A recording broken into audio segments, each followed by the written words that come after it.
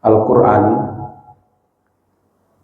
dan 30 juz ini Allah banyak bercerita baik tentang manusia yang baik, manusia yang jahat. Allah juga bercerita tentang malaikat di dalam Al-Quran. Allah juga bercerita dalam Al-Quran tentang alam, matahari, bulan, bumi. Nah, Allah juga bercerita tentang tanaman-tanaman. Ya. Nah, Allah juga bercerita tentang hewan di dalam Al-Quran. Nah, hari ini kita akan membahas beberapa hewan yang diabadikan di dalam Al-Quran. Ya, kita tidak perlu pula membanding, Pak. Ya, membanding manusia dengan hewan. Cukup Allah saja yang membandingkan. Ya, nah kita lihat beberapa ayat. Pertama, Al-Quran menyebut nama hewan di sini adalah keledai. A'udzubillahi minasyaitonirrajim. Bismillahirrahmanirrahim. Badalul ladzina humilut Taurah tsumma lam yahmiluha kama salil himari yahmilu asfar. Kata Allah dalam ayat ini, perumpamaan orang-orang yang dipikulkan kepada mereka Taurat, kemudian mereka tiada memikulnya, adalah seperti keledai yang membawa kitab-kitab yang tebal. Jadi di sini Allah mengumpamakan orang-orang yang diberi kitab. Kalau dulu Taurat nabinya siapa? Nabi Taurat, Nabi Musa. Kalau Zabur, Daud. Oke. Jadi dulu ada orang pengikut Nabi Musa, diberikan kepada mereka Taurat, ya, yahmilu dipikulkan, masa itu diembankan kepada mereka, ini Taurat buat kalian. Tapi mereka tidak mengambil manfaat dari Taurat itu, maka dia seperti keledai. Ya. Sekarang ayat ini, ya, berada di dalam Al-Quran. Suratnya surat Al-Jumu'ah. Surat Al-Jumu'ah ini ceritanya, Bapak Ibu, ketika Nabi Muhammad sedang berkhutbah, lalu mereka tinggalkan Nabi yang sedang berkhutbah itu, Pak, untuk berdagang. Maka Allah turunkan surat Al-Jumu'ah, seolah-olah juga mengatakan ini ada ayat, ya kan? Tapi mereka tidak mau mengambil manfaat dari ayat-ayat itu. Maka Allah ceritakanlah satu kisah. Ada sekaum dulu yang mereka itu punya Taurat, diberikan kepada mereka, tapi mereka tidak mau mengambil manfaat. Maka mereka itu taubahnya seperti keledai. Bapak Ibu sudah pernah melihat keledai? Belum. Nah, kalau belum, saya sudah siapkan untuk Bapak Ibu. Namanya keledai itu. Keledai, kenapa tidak yang lain, Pak? Kok keledai gitu? Kok tidak rusuh kayak pokoknya, atau kijang atau untu gitu, ya kan? Tapi di sini disebut keledai. Ternyata makhluk yang paling ongok, Pak. Dungu yang paling keceroki, dungu gitu, ya kan? Kalau sange bana ongoknya namanya ongok apa? Ongok raya gitu ya. Ya kan?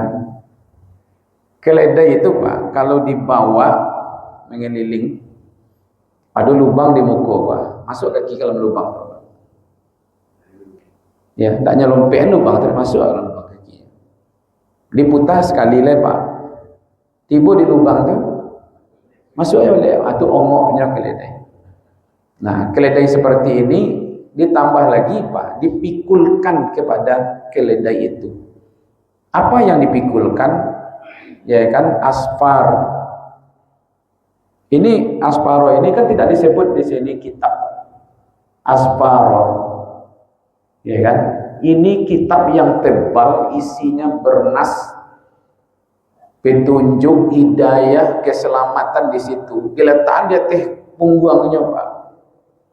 Tidak pernah sekalipun keledai sambil duduk-duduk itu nyobaci kitab tadi. Nanti di punggungnya tadi Pak. Nah, seperti itulah perumpamaan manusia yang diberikan kitab yang isinya bernas.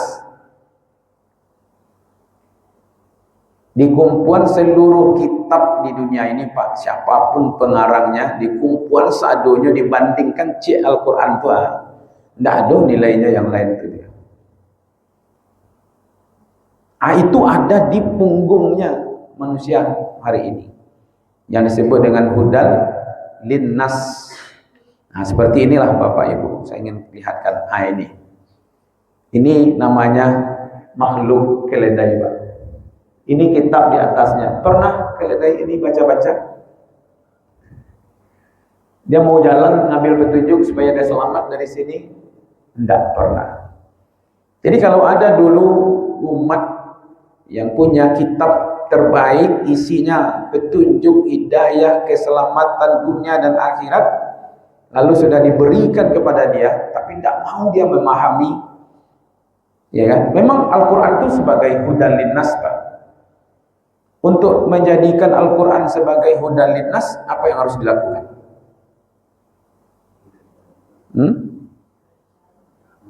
Baca itu pertama Pak. Membaca. Kalau kita orang Indonesia, kalau hanya membaca saja, udah paham isinya? Belum tercapai tidak hudan linnas? Tidak. Apalagi tidak dibacanya Pak. Jadi kalau ibu-ibu, bapak-bapak punya program one day, one juice, Bapak orang Indonesia tidak mahir berbahasa Arab, lalu dibaca saja Al-Quran, belum tercapai yang hudan linnas itu. Ya kan? Belum tercapai Pak. Saya dulu lama bercita-cita Pak, ya kan, punya tempat untuk belajar Al-Quran gratis. Baru sampai cita-cita itu di sekarang Pak. Itu di kalau dari Siko Pak, kamu jalannya itu Pak. Kasro Gadang kok jalannya Pak. Tibo di lompe sih seperti bos balik itu ada. Gratis Pak. Ini baru hari Rabu pagi 2,5 jam, hari Sabtu 2,5 jam, hari Ahad 2,5 jam. Karena saya ingin jangan ada keledai-keledai di Sumatera Barat ini. Ya kan?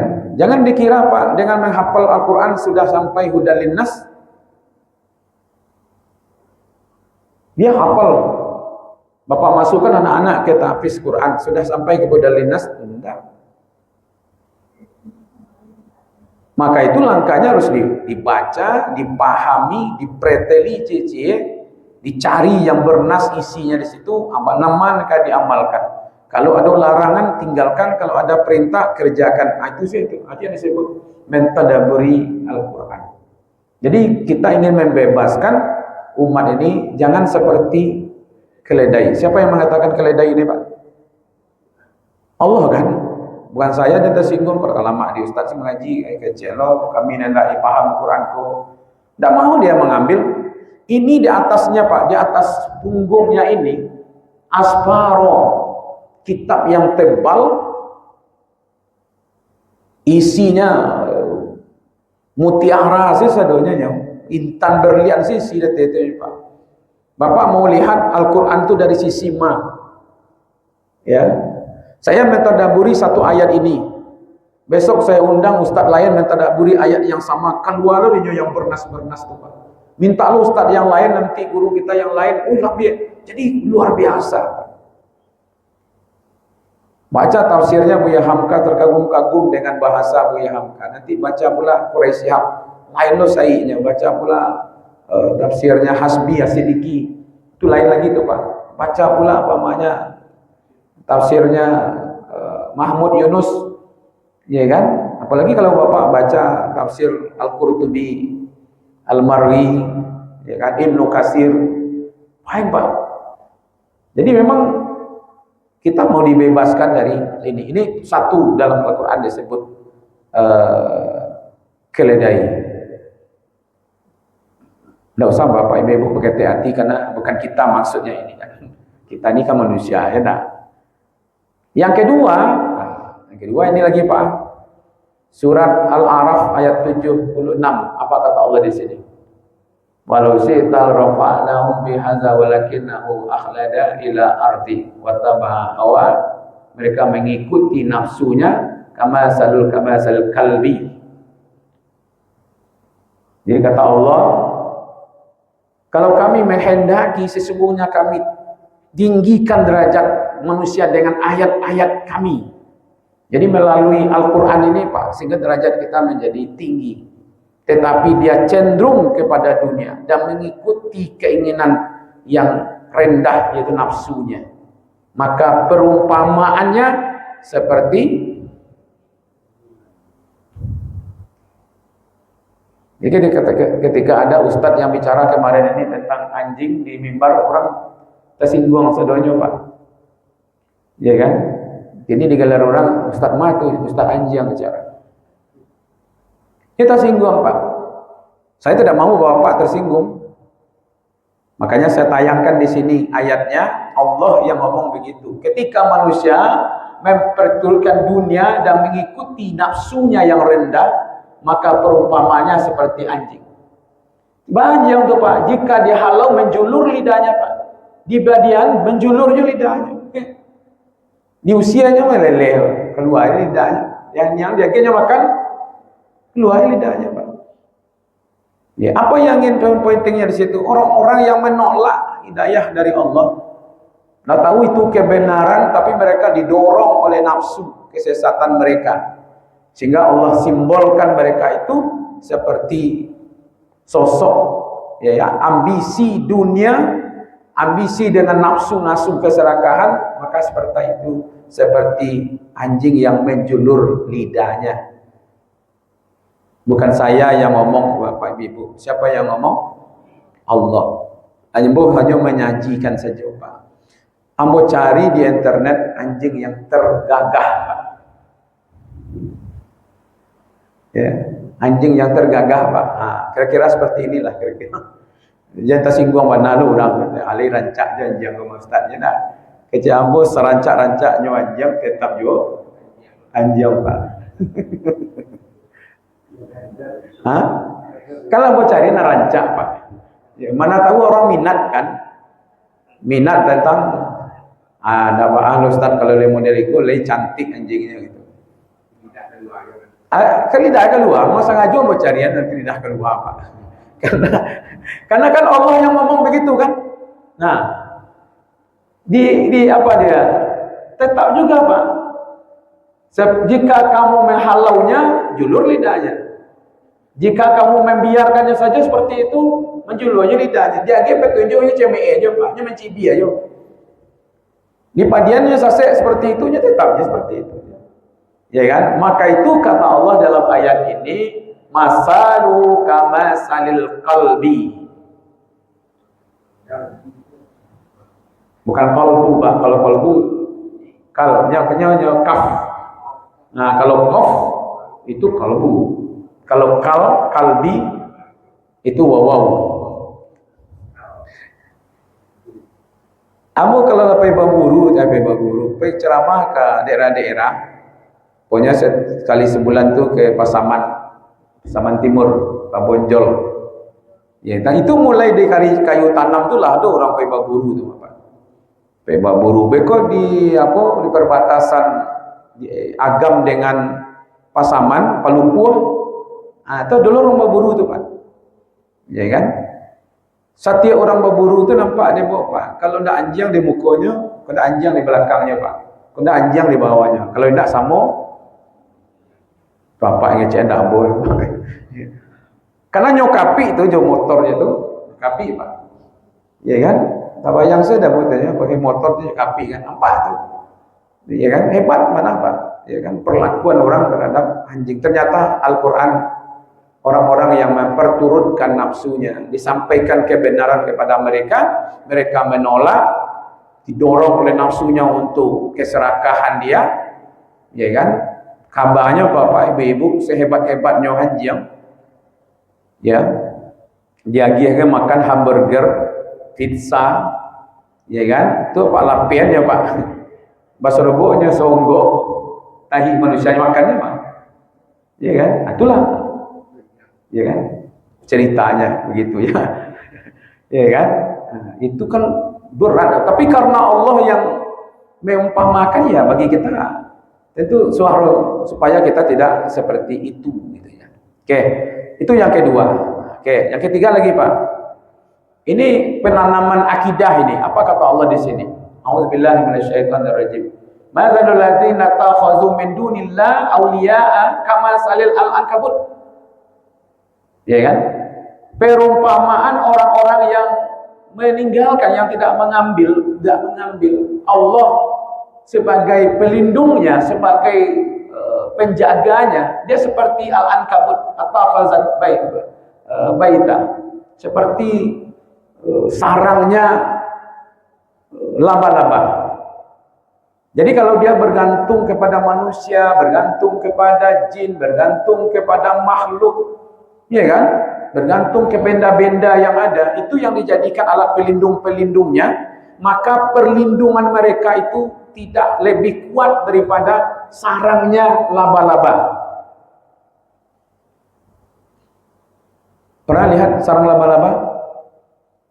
Jangankan kambing, jangankan sapi, jangankan harimau, burung saja lewat, terbang burung itu nyedobrak sarang laba-laba itu Pak, putus enggak? Putus. Itu begitu lemahnya. Jadi kalau ada orang minta tolong selain kepada Allah, kayak dukun lah, kayak orang pintar lah, biasanya yang datang ke orang pintar itu di bawah orang pintar itu levelnya atau di atasnya Pak? Orang datang ke orang pintar, ada masalah, ayo kita datang ke orang pintar. Dan datang ke orang pintar tuh ilmunya di atas orang pintar atau di bawahnya? Nah, kalau di bawah orang pintar apa namanya Pak? Hah? Iya. Kalau di bawah orang pintar, berarti orang yang datangnya Pak? Ah itu ya.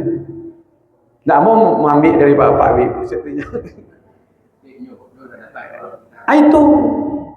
Disengaja dia. Jadi kadang-kadang kalau sudah mengambil pertolongan, perlindungan, di sini bahasanya tadi adalah aulia, ya penolong, pelindung di sini, ya kan? Nah, selain min dunillah itu seperti al-ankabut yang membuat sarangnya, seperti sarangnya al-ankabut. Ini perumpamaan Bapak Ibu, lemahnya perlindungan selain daripada Allah. Ini simbol kepalsuan kekuatan Pak. Jadi kalau di luar tauhid berarti syirik gitu awalnya kan. Itu lemah gitu. Tapi orang yakin Pak. Datang ke dukun, tanya ini, tanya itu, ramalan ini. Ya kan? Jadi sebenarnya pola berpikirnya tuh rapuh seperti laba-laba yang membuat sarang. Nah, saya bawakan sarang laba-laba itu ke sini, Pak. Nih. Ini burung tembus nih, Pak. Seperti ini rapuhnya. Ah, Bapak Ibu, ada yang menarik. Saya sudah mengkaji lebih dalam. Saya tonton film namanya Spider-Man. Spider-Man itu bertentangan dengan ayat ini, Pak. Bertentangan sekali dengan ayat ini. Ini propaganda, Pak. Memang bertentangan dengan ayat.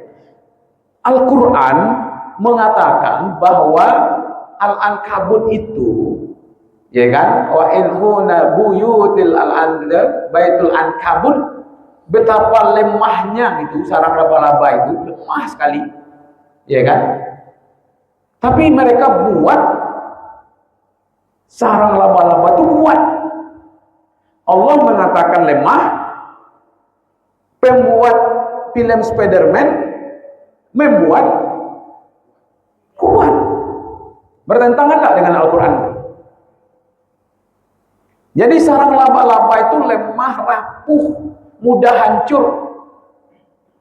Tapi mereka buat sarang laba-laba itu seperti baja kekuatan yang luar biasa. Ini propaganda orang-orang kafir cara melawan Al-Quran.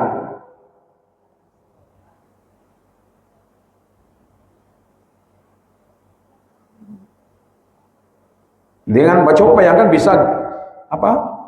Pecahan-pecahan gedung itu bisa ditahan gitu. Pesawat apapun bisa ditahan. Orang pun jatuh bisa ditahan dengan kuat sekali itu sarang laba-laba. Tapi Allah mengatakan laba-laba itu lemah, rapuh, mudah hancur. Nah, itu yang diambil permisalan gitu. Jadi setiap orang yang berlindung selain daripada Allah, ya, itu perlindungannya seperti lemahnya sarang laba-laba itu. Lah iya naknya pak dibuatnya juga 7 ragam banang tali. Ya nak di KBN di pinggangnya pakai buat sampai di likonya jaga kaluang di siko. Batu supaya dilindungi. Dah ibu-ibu dah sampai lain. Siko dulu sampai bersama situ. Hati-hati pak. Ya kan? Itu perlindungannya yang luar biasa. 3. Yang keempat, mungkin ini agak populer bapak ini. Innallaha la yastahi ayyadriba ma salama ba'udatan fama fawqaha. Allah tidak merasa minder, tidak merasa kecil dengan membuat perumpamaan seekor nyamuk atau yang lebih kecil daripada nyamuk itu. Ini nyamuk lagi ceritanya nih Pak. Tadi apa teman? Keledai, satu anjing, sekarang laba-laba, kini nyamuk. Nyamuk itu kecil. Biasanya walaupun bagi Allah ya tidak ada yang berat, tidak ada yang ringan, tidak ada yang sulit, tidak ada yang mudah. Semuanya ya mudah saja bagi Allah. Tapi kalau kita mau buat-buat Ibu, biasanya yang kalau buat kue nang gadang atau nang ketek dan paling baik Bu.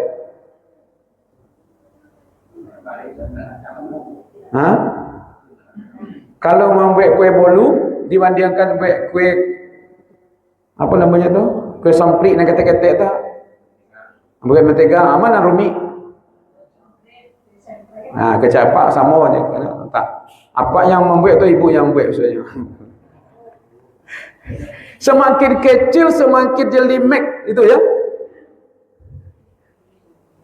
Kalau apa membuat tiang ya dibandingkan membuat panjai mana lebih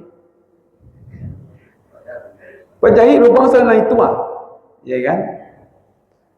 Tapi Bapak Ibu, kalau orang beriman di sini kan kata fa amal ladzina amanu fa ya'lamuna annahul haqqu mir rabbihim. Itu bedanya sikapnya orang beriman Pak. Kalau orang beriman nyo langsung saja membenarkan apa sih yang datang dari Allah tu dia benarkan, dia imani. Ado dapat atau tidak, nyo tahu atau tidak tahu hikmah dari apa yang diciptakan oleh Allah, nyo akan tetap mengakui ini adalah dari Allah. Itu sifat orang beriman Pak. Sifat orang kafir banyak cincong. Dia hati-hati Bapak Ibu, kalau Allah sudah perintahkan, dah apa Ibu tahu apa isinya, hikmahnya, hikonya, tidak tahu sama sekali.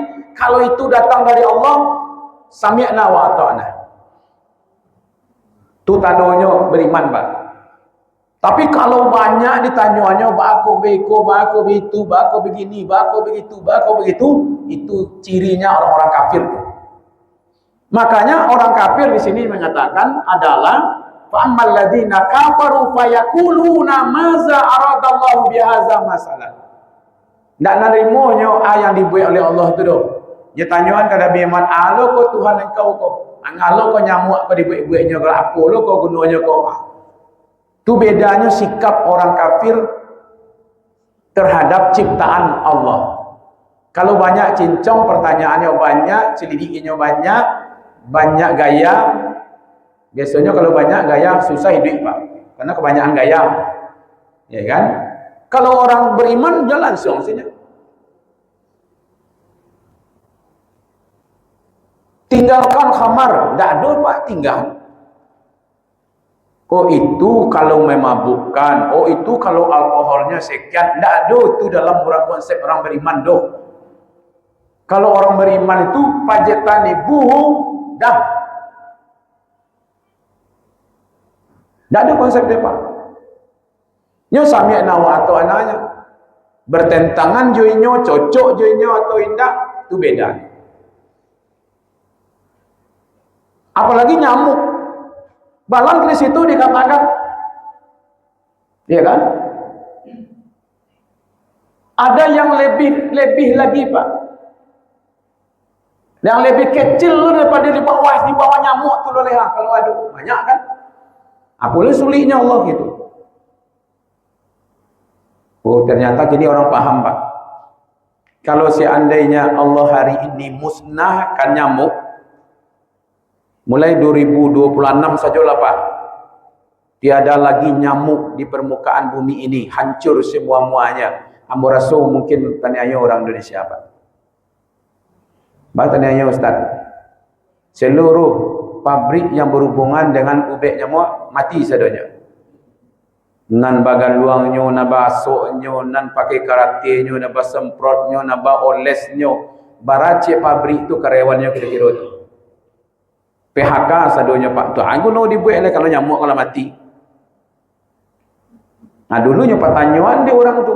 Pertanyaan dia orang kafir, apa lo kau gunanya kau buat nyamuk seperti kau? Ini ujian Pak tentang bagaimana keyakinan manusia kepada Allah.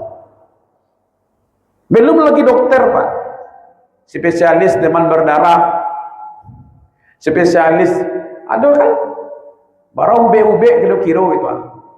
Ya kan dokter spesialis yang berhubungan dengan nyamuk kok banyak lah macamnya kok. Ada cikungunya kan nama dulu kan.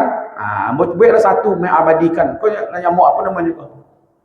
Nambah warna mereka kok. Iko Pak, Ibu, iko kecil Pak, lebih hebat. Di sekolah orang mencontoh membuat jarum ambil. Iko kan di dalam nyamuk ni kan ada rongga Pak, sehingga masukan nyantak tubuh manusia tu tarik Pak, di sekolah darah tu muncul, ya kan? Diambil di sekolah masuk ke dalam dirinya, memerah di sekolah Pak. Oh jarum Pak, jarum tu ada lubang. Jadi kalau Allah sudah membuat perumpamaan di sini, tidak ada lagi. Lebih ketek daripada kau tetapnya ma khalaqtaha zabatila. Itu bedanya Bapak Ibu, sikap orang beriman dengan orang yang tidak beriman di sini nampaknya Pak. Kalau orang yang beriman, fa ammal ladina amanu faya'lamuna annahul haqqu min rabbihim. Ini benar-benar ini dari Allah. Tapi adapun orang-orang kafir, wa ammal ladina kafaru fayaquluna maza aradallahu bihadza masalah. Lalu gunanya koha. Maka ada orang semakin saseknya dengan nyamuk itu, ada yang mendapatkan yudillu bihi kasira wa yahdi bihi kasira. Ada yang mendapat hidayah, bertambah keyakinannya dengan perumpamaan nyamuk itu. Ada Bapak Ibu di rumahnya tidak menyamuk, tolong angkat tangan. Nah, berarti awak disuruh beraja nak jauh-jauh mana ada Pak. Ada nyamuk di rumah, coba cari lihat. Bah Allah menjadikan nyamuk itu. Oke, kita lanjutkan. Nyamuk sudah. Nah, di sini lagi Pak. Ini ada surat Al-Baqarah, ya kan?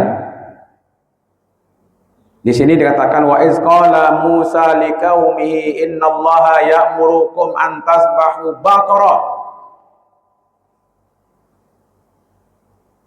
Sapi betina. Sebenarnya apa tujuan Allah menyuruh menyembelih hewan sapi betina ini? Untuk menguji mereka itu mau taat kepada Allah atau tidak. Tapi dasar manusia itu suka membantah. Hanya pertanyaan tu Pak. Nan kadang nan ketek padusi jantan batino warnanya apa? Tu makanya Pak, kalau lah banyak orang banyak tanya Pak Ibu untuk membangun masjid Pak menyumbang sekian. Kalau nan latinya lai tunduk kepada Allah dan masjidnya langsung nyumbangnya. Kalau nindak ada pertanyaannya kok barang lo kok apa kok sebenarnya kok aku banyak jadinya Pak. Tidak sikur Pak. Ya nak. Nyo tujuannya kaindak kecek orang kalau sapi Bapak. Kok indak banyak anggaknya. Jadi pertanyaan-pertanyaan tentang gadang ketek jantan batino warnanya merah apapun yang itu bukan untuk mereka taati, nyo mencari ilik-ilik Pak, mencari alasan-alasan supaya dia tidak mengerjakan itu. Nah, itu makanya disiko diuji, ya kan? Diuji mereka dengan patuh apa tidak. Ini kisahnya Bani Israel, ini simbol ketaatan sebenarnya Pak. Ya kan? Bagaimana mereka itu dengan perintah Allah itu dia langsung taat saja. Ya kan? Nah, terakhir Bapak Ibu, banyak ini, tapi saya ngambil yang terakhir inilah. Ini surat Al-Hajj. Apa kata Allah ya Yohanes duriba masal fastami'u lahu innal tad'una min dunillah lan yakhluq. Hai manusia, telah dibuat perumpamaan maka dengarkanlah olehmu perumpamaan itu. Sesungguhnya segala sesuatu kamu seru, ya, yang kamu seru selain daripada Allah sekali-kali tidak dapat menciptakan seekor lalat pun, walaupun mereka bersatu untuk menciptakannya. Dan jika lalat itu merampas sesuatu dari mereka, tidaklah mereka dapat merebutnya kembali dari lalat itu. Amat lemahlah yang menyembah dan amat lemahlah yang disembah. Nah, itu agak perlu mendalam sedikit memahami Bapak Ibu. Dulu Pak, orang Quraisy itu yang kaya-kaya dia buat patung Pak dari emas. Nah, yang berpiti, nampaknya bedanya. Piti kok tak berdutur kiranya Pak. Ya kan? Di ameh, kami. Di piti, apa Pak? Di padi, menjadi. Ya itu kan. Kalau ada ameh, kami sadonya Pak. Kalau ada padi, menjadi sadonya. Pokoknya pun kadibuek selesai sadonya Pak. Ya kan? Jadi orang-orang kafir Quraisy itu dulu membuat Tuhan Pak. Dari patung, nyubek dari ameh. Yang agak sedikit di bawah itu nyubek dari perak. Tuhannya Pak. Di bawah itu los kata lain nyubek dari adonan gandum. Nyubeknya ke palonya, ke matu, ke telingonya, ke badannya gitu. Itu nyesembah Pak. Ya, nyesembah lapa-lapa parinya mereka hanya makan Pak. Amarah hebatnya orang kafir Quraisy itu makan Tuhan Pak. Ya, cuman Tuhannya itu banyak Pak. Tuhannya itu banyak. Coba kalau Tuhannya banyak, Tuhan itunya. Ya kan banyak Tuhannya. Tuhan.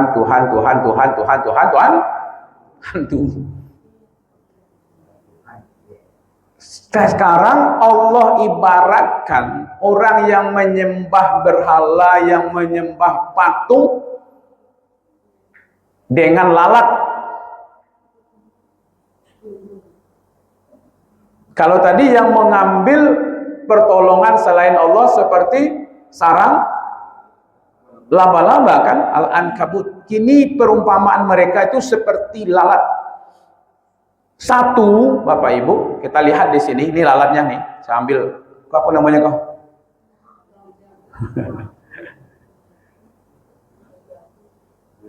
Tiba di Minang ada namanya orang Sumando. Satu Pak, yang disembah mereka itu tidak bisa menciptakan lalat. Ketika nyebue dari adonan gandum, lalu disajikan kepada Tuhannya, kan ada tuh sesajenan dan diajikan bentuk buah-buahan, makanan, ayam goreng, minuman. Lo pernah Pak lihat sesajenan tuh? Amo mau preso Bapak, apa sih isinya kau tuh? Ada jeruk mengeliling, ada apel mengeliling, ada buah pir mengeliling. Bako di hatinya ada ayam goreng. Di bawah ayam goreng tuh namanya tuh badannya tuh bakuyaan itu Pak. Itu baduduan jate sesajenan tuh. Itu ada arak minuman. Itu beko diadoskan sesajen malam. Iya kan? Saya pernah belajar agama Hindu di Bali Pak, 6 bulan. Langsung di Bali itu Bapak I. Ya kan, makanya mau hafal seluruh itu provinsi Bali itu. Ya kan, dulu kota sepi, sekarang enggak tahu ya. Kalau dulu itu satu kota 8 kabupaten. Kotanya itu Denpasar, yang dekat Denpasar itu ada Badung, ada Negara, ada Bangli, ada Kelungkung, ada Tabanan, ada Badung di situ. Ada Jembrana di situ, ya kan tuh seluruhnya mau itu Pak, mau pelajari bahwa mereka beribadah, sembahyang, semacam di pura segala macam. Makanya salamnya mau tahu tuh, ya kan Om Swastiastu, ya kan atas nama budaya itu Pak, Om Santi Om, ya betul. Saya belajar tuh tentang itu tuh, ya kan. Nah, sekarang Allah perumpamakan patung-patung yang berhala mereka sembah itu, satu tidak bisa menciptakan lalat. Nan sagadang iko saja Pak, tidak bisa nyodoa. Bakumpuannya sadonyo, Tuhan tadi itu Tuhan itu bakumpuannya sadonyo menciptakan lalat, tidak bisa.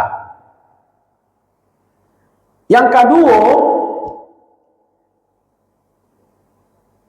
kok inggolah lalat tu di hidungnya Pak, di hidung Tuhannya tadi. Ini kan pakai adonan roti tadi tuh, kebalangau selawaknya kan. Nyo inggo di hidung tu Pak, alai bisa nyo manusia.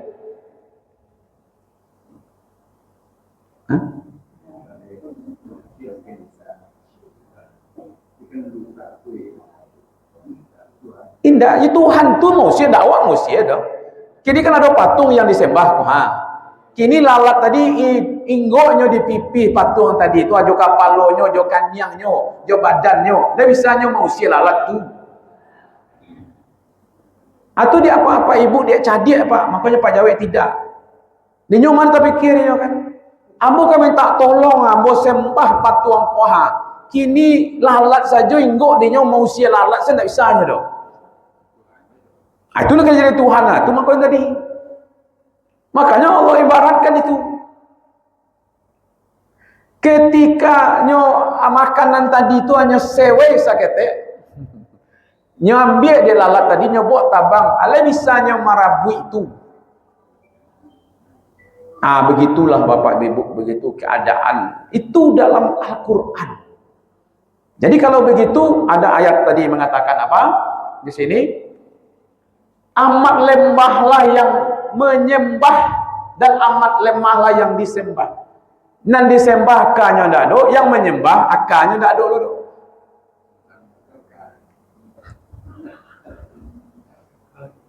Nah kalau nyetunti orang Pak, tunti ayat kok. Karena Allah yang mengatakan begitu. Yang disembah lemah, yang menyembah lemah loh. Itu ndak bisa mengamanah loh. Mendatangkan pertolongan tidak bisa, ikut tidak bisa, manusia tidak bisa, mampu ikut tidak bisa, tapi itu yang dijadikannya Tuhan. Tapi karena banyak jadihan Nah, banyak itu bapak-bapak, ibu-ibu tentang bicara tentang binatang-binatang di dalam di dalam Al-Quran, dan Al-Quran itu ada di apa-apa ibu-ibu seluruhnya. Ya nak, kadang-kadang memang disuruh awak belajar bagaimana unta diciptakan.